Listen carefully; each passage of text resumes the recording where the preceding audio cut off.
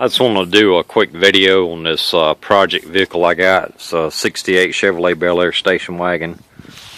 I'm not going to go into a whole lot of time of details on the car right now. Just kind of want to get a video out there. Overall, this car is pretty good. It's got the whole patina thing going on. I'm not going to paint it. That's what I'm going to go with. This side here does need a little patch in the quarter. And it's got a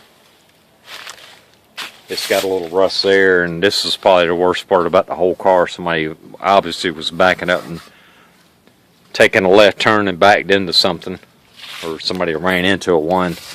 But anyways, I just wanted to show the floor on this car is solid. I pressure washed it 2 or 3 times, and I got it pretty clean under there. I'm going to put some bed liner material in it, the brush on kind. It'll do pretty good. It's either that or just use a spray on bed liner. I'm going to be doing a disc brake setup on it, and the suspension, I'm going to go ahead and do all that. I hadn't got this thing cleaned up yet like I wanted, but I don't know how much cleaning I'm going to be able to do on the frame. It kind of remains to be seen. I'm not going to do the whole thing, but at least I'm going to do the front where the engine and stuff's going to go. Anyways, I want to show you guys some of the motor real quick. Let me pause this thing. Okay, sorry about that. That's just the best I could do. I wish I had a better camera, and this is all I got to work with right now. This is a small block Chevy, of course, 350. It's a 71 if it matters. I did the research off the front of the motor here. It's 60 over. It's got the Speed Pro pistons in it. You know, natural spin board. You can see how good all that looks in it.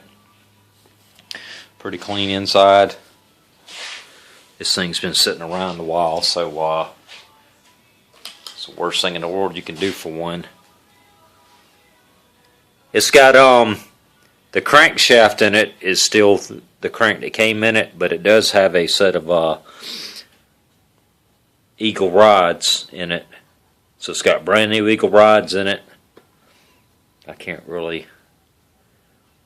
probably can't tell a whole lot just for looking at that anyways, but I got the pan on it. I'm not gonna, it's just sitting on there with a couple bolts. I'm not gonna pull that off right now, but I've got a set of Vortec heads going on it. The cam, lifter, springs, all that stuff's new. I even bought new retainers. They got a little residue from the cleaner I've been spraying on them, but you can tell they're new. These are just single springs, but the guy told me that they had a lot of pressure just to be single springs. He was very surprised, but I still just got to press in studs because this cam don't have a lot of lift. They've been ported and polished. Trying to show some details of that real quick. Pretty clean in there. He's got it looking pretty good.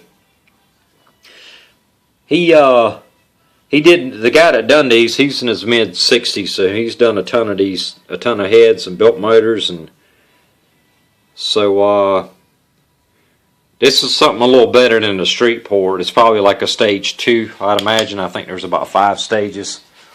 I didn't want to gut the heads, but I wanted some more power out of it. But they still got the standard 194 1.5 valves in them. I had to have them surfaced because he run across one of the surfaces with his bit, so I had both of those trued up. They got some paint on them from yesterday. It was in the mid-50s here, so I was just trying to get these things sprayed. And you know how it is, you do stuff in a hurry. You got to go back and kind of undo some of the stuff you mess up. Anyways, the cam I got going in it, Crane Saturday Night Special Cam. That's the part number.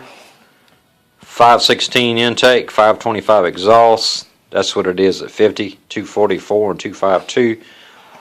That's advertised, which probably don't make a hill of beans. 3,400 to 7,000, so it's a good mid-range cam. 10.5 to 1 compression and up. And that's the fun part. The lobe separation is 106, so it ought to sound like it's going to knock the windows out of something.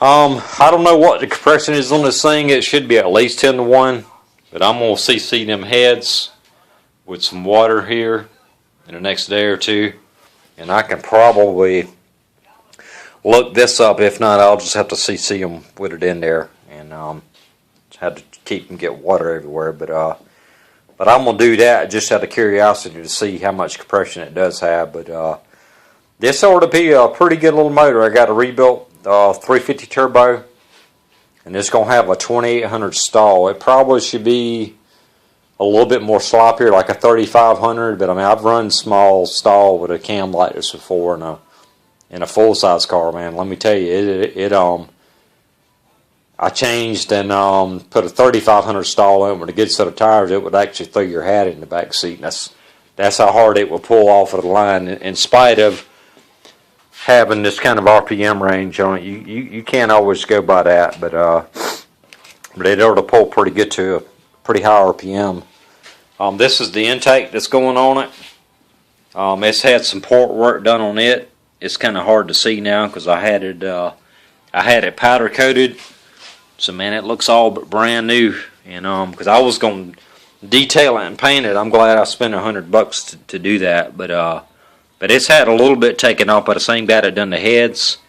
So it ought to be a pretty good motor. I mean, it ought to push 375 horsepower pretty easy. You know, that's at the flywheel. I know that's not a lot by today's standard, but I think that's going to be a cool old car there, though. I mean, for the people that like the wagons and like the rat ride, style. I mean, I'd love to paint it and make a new car out of it, but it's not my dream car. I bought it to invest in, so I'm not going to paint it. I'm just going to do the motor, transmission. I'm doing a disc brake setup, like I said. It'll have new exhaust on it. And if I can swing it, I'm going to do the interior and a new set of tires. And I don't know when the car's going to be ready because I might have a lot of questions about that. I mean, it's going to depend on my pocketbook and my schedule. I'm just going to try to get as much done to it this winter as I can. And maybe when it starts warming up, I'll have a lot more done to it, have it running, and just kind of pack on it as it goes. It's one of my many pokers in the fire. So, I mean, I got a 383 there, and I got a ZZ4 there that I just finished a couple weeks ago. So, but anyways, this car's in Elgin, South Carolina. If you guys are wondering, I know I might have some questions as to where the car is and stuff, and I've had it about 5 years, like I say. But anyways, more videos to come as I get more done to the car.